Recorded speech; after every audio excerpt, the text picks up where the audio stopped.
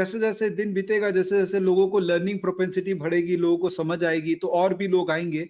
और मुझे बड़ा इंटरेस्टिंग ये डिस्कशन है, मैं इसको थोड़ा और कंटिन्यू करूंगा कि जैसे कई बार होता है कि हम लोग कैजुअली म्यूचुअल फंड मैनेजर को क्रिटिसाइज कर देते हैं कि अरे जी। तूने तो पीएसयू में पैसा डाल रखा है तो तेरे कारण परफॉर्मेंस नहीं आया, अरे तूने इस बॉन्ड में पैसा डाल दिया तो तेरे कारण मेरे पैसे। This are very casual irresponsible statements. हाँ, मैं चाहता हूं आप क्योंकि इंस्टीट्यूशन बैकग्राउंड के हैं, एक स्ट्रक्चर बताइए ना कि कोई म्यूचुअल फंड मैनेजर अगर किसी भी चीज में पैसा डाल रहा है तो उसके पीछे वो क्या होमवर्क जा रही है, उसके बाद में डिसीजन लिया जा रहा है। सबसे पहले तो मतलब उनकी एक यूनिवर्स डिफाइंड होती है, ओके। उस यूनिवर्स के बाहर वो जा नहीं सकते। ओके।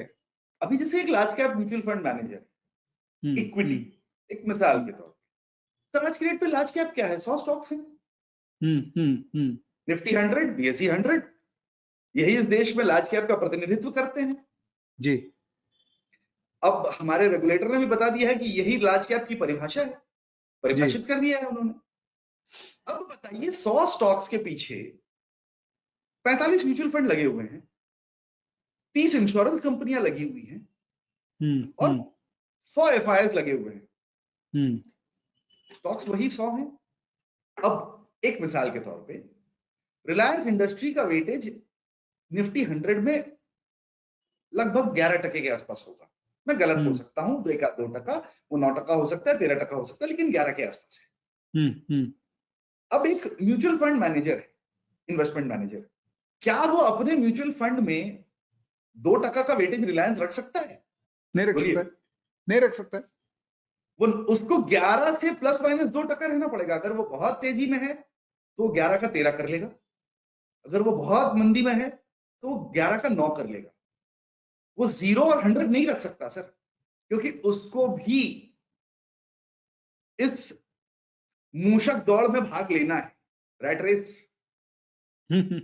उसको भी इस मूषक दौड़ में भाग लेना है, तभी उसकी और उसके फर्म की प्रगति है। हम्म। उसके हाथ बंधे हैं, जबकि वही एक रिटेल इन्वेस्टर अपने पोर्टफोलियो में केवल एक स्टॉक रिलायंस इंडस्ट्रीज ले सकता है सर। 10 लाख रुपए लेके आया, एक स्टॉक उसके पूरे फंड में पड़ा है रिलायंस इंडस्ट्रीज।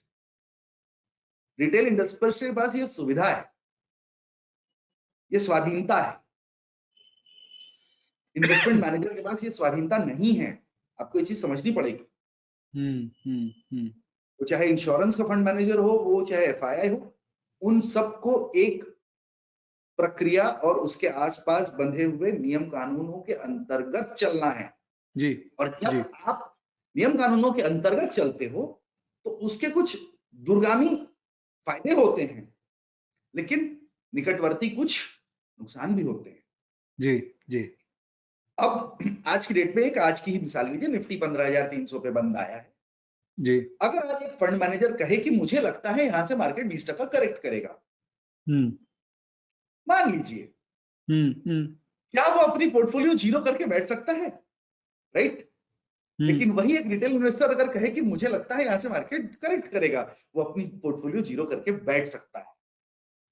तो उसकी आलोचना करने से पहले ये सोचिए कि आपके पैसे बनाने के लिए वो आदमी कितने नियम कानूनों के अंदर बंध के काम कर रहा है। उसे अपने सारे कलीग्स को, पीर्स को, उसके जो भी सहभागी हैं मार्केट में, उन सबको बीट करना है और उसे आपके लिए रिटर्न भी जनरेट करना है। और उसको मिलता क्या है फाइनली? उसकी फर्म को 1%, आधा टक्का, और गालियां कितनी मिलती हैं उसके सामने? तो सर एक विकेट कीपर की तरह है। अंग्रेज क्रिकेट में आप देखे होंगे, विकेट कीपर अगर कैच छोड़ दे तो कहते हैं अरे दस्ताने पहन के भी तूने कैच छोड़ दिया, और अगर कैच ले ले तो कहा जाएगा दस्ताने तो पहने हुए थे तूने। थैंकलेस जॉब है सर। सही बात है। तो मुझे ये बताइए कि चैलेंजेस है। एक इंडिविजुअल रिटेल इन्वेस्टर को जैसे अगर उसको बैलेंस रखना है वर्किंग में, तो ऑब्वियसली कुछ पैसा वो फंड मैनेजर्स को देना ही चाहेगा, बिकॉज कुछ इनसाइट्स तो फंड मैनेजर ही जनरेट करते हैं। बट उसके अलावा क्या आप सजेस्ट करेंगे कि डायरेक्ट इक्विटी में खुद भी थोड़ा पार्टिसिपेट करके एक प्रोसेस अपने लिए बांधे? सर उसके लिए सबसे आवश्यक होगा अपने आप को पहले एक कसौटी पे खरा उतारना।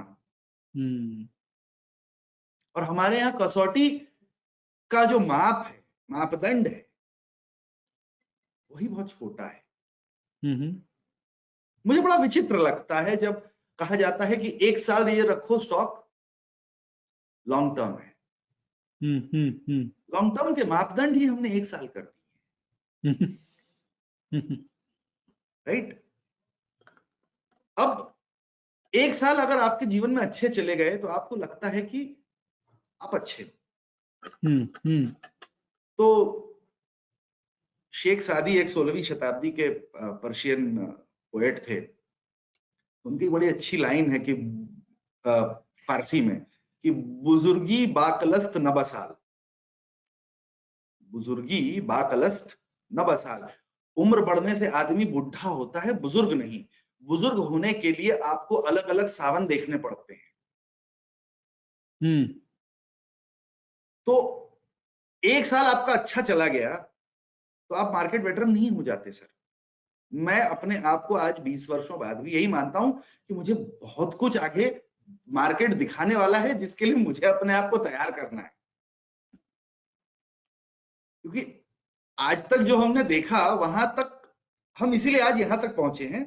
यहां से अगर हमें 20 वर्ष आगे तय करने हैं तो बालों में खिजाब लगाए ना लगाए, मार्केट हमारे बालों में सफेदी जरूर लगा देगा, राइट। सही तो है। एक रिटेल इन्वेस्टर अपने आप को इस कसौटी पे अगर 5 7 8 साल तक तौलता है कि वो 8 साल में से 5 साल प्रॉफिटेबल रहा है या 8 साल में से 5 साल लॉस मेकिंग रहा है, वो अपने आप को इवेल्युएट कैसे करे। लेकिन यहां तो लोग 3 हफ्ते खड़े होने को तैयार नहीं है। मैं हम्म शॉर्ट टर्म ट्रेडिंग के अगेंस्ट नहीं हूं विवेक जी, लेकिन आप हम्म अपनी शॉर्ट टर्म ट्रेडिंग को भी कम से कम 8 10 साल का परफॉर्मेंस तो रखिए, क्रिएट करिए। लेकिन आप बताइए कितने प्रतिशत इन्वेस्टर्स हैं डायरेक्ट इक्विटी में जो 8 या 10 वर्ष अपने आप को स्थापित करने के लिए लगाते हैं। आप शायद गिन सकते हैं अपने। बस 8 से 10 साल तो बहुत आपने लंबा टाइम हो गया। आपके यहाँ तो प्रश्न का आठ उत्तर आठ मैंने दे दिया। आठ आप से दस इंट्राडे घंटा ट्रेड कर लीजिए चाहे आप इंट्रा साइकिल ट्रेड कर लीजिए, कोई फर्क नहीं पड़ता। लेकिन जी आपको अपने आप को 10 वर्ष स्थापित करने में जाते हैं। मुझे अपने आप को एक एनालिस्ट की तौर में स्थापित करने में 11 से 12 वर्ष लगे। किसी को कम लगते हैं, किसी को ज्यादा लगते हैं। मार्केट अच्छा होता है तो लोग 8वें साल में 7वें साल में स्थापित हो जाते हैं। कुछ लोगों की हम्म तकदीर खराब होती है, जैसे मेरे जैसे लोग हैं जिनको थोड़ा ज्यादा टाइम लगता है, कम्युनिकेशन स्किल और बेटर करनी पड़ती है, उन लोगों को हम्म 12 15 साल लग जाएंगे। लेकिन स्थापित होने में ही वो जो वक्त लगता है वही सबसे बड़ा मापदंड है। और रिटेल को तो अपनी आंखों में अपने आप को स्थापित करना है। लेकिन क्या हम्म होता है, हम कंपटीशन में आ जाते हैं। हमने अपने पड़ोसी से ज्यादा बनाया पिछले 5 साल से, हमने फलाने से कम तोड़ा, हमने इस फंड को बीट किया। आप अपने साथ compete कर रहे हो तो पहले आप अपने आप को उस काबिल बनाओ कि आप अपने एक बेंचमार्क डिसाइड करो कि मुझे इन मापदंडों पे खरा उतरना है। और मापदंड ऊंचे रखिए। हमें कहते हैं कि हमें कहा जाता है कि ऑलवेज पंच हायर। सर चलिए जिस इसी बात आपको फंड मैनेजर जिस रेस्ट्रिक्शंस में काम कर रहा है वो आपके जी साथ compete नहीं कर रहा है। वो आके नहीं बोलेगा कि मैंने विवेक बजाज को परफॉर्मेंस में हरा दिया, क्योंकि विवेक बजाज एक retail investor. Correct correct correct but वही है ना कि ये चीज धीरे धीरे धीरे लोगों को एक, और ये चीज सबसे बढ़िया होती है, फेलियर सिखा देती है। जब आप 5 साल 6 साल प्रॉफिटेबल नहीं होते हो ना, वो आपको जो शिक्षा देती है ना, वो शिक्षा कोई किताब, कोई गुरु, कोई नहीं दे सकता। तो आनंद जी मुझे बताइए, पिछले एक साल में इतने लोग मार्केट में आए हैं और मैंने एक बार एक वोटिंग भी किया था अपने हैंडल में, और एक डेटा आया था कि 74% लोग एक साल में पैसा कमाए हैं। करीबन 5,000 लोगों ने इसमें पार्टिसिपेट किया था, 74% लोगों ने पैसा कमाया। तो अब देखिए, अच्छा तो ये बहुत अच्छा न्यूज है कि भाई बिल्कुल। सब पैसा कमा रहे थे, it's a good news. But जरा उनको कुछ सजेशन अगर देना हो आपको कि ये कमाई जो हो गई है इसको रखें कैसे, तो क्या टॉप 2-3 काम उनको करना चाहिए कि ये पैसे रह जाएँ और वो इसको और बिल्डअप कर पाएँ इस पैसे को?